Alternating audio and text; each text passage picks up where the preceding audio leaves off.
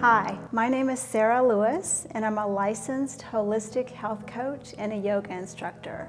I work with people who want to make healthy dietary and lifestyle changes that last a lifetime. And I'm here today to talk to you about breathing. Breathing, we do it every minute of every day, and we don't give it much thought. It's just automatic. So when we're asleep, we're breathing. When we're awake, we're breathing. In fact, we take anywhere from 12 to 16 breaths every minute. So that's over 20,000 breaths in a day. So even though we breathe unconsciously, today we're going to really focus on our breath, learn a little bit about belly breathing, and learn a calming breathing technique, There are so many benefits to calming breath techniques. For example, it can reduce pain, reduce inflammation, it can lower your blood pressure, improve your immune system, increase your energy, and lots of other benefits.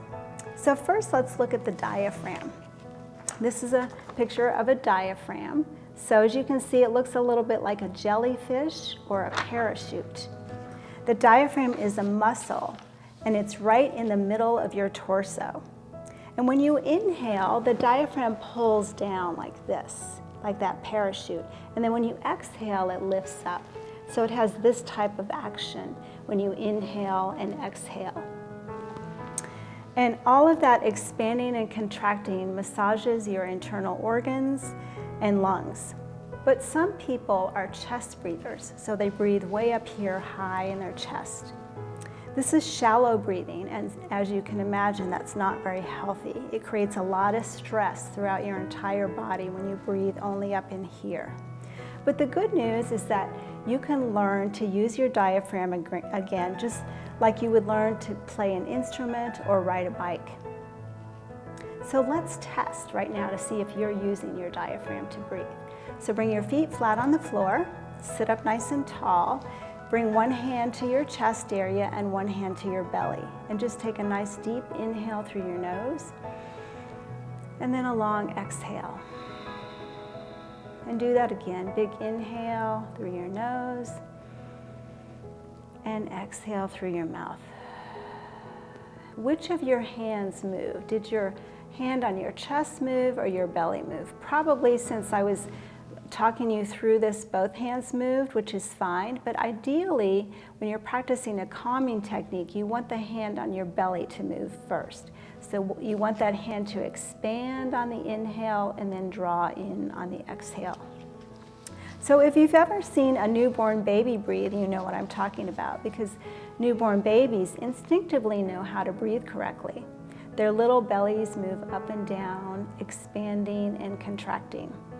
This is not to say that you don't use your chest at all when you breathe. Of course you do. But when you initiate that breath way down low in your belly, it's going to calm your nervous system and turn on that parasympathetic nervous system. Now we're going to practice a breathing technique called 4-7-8.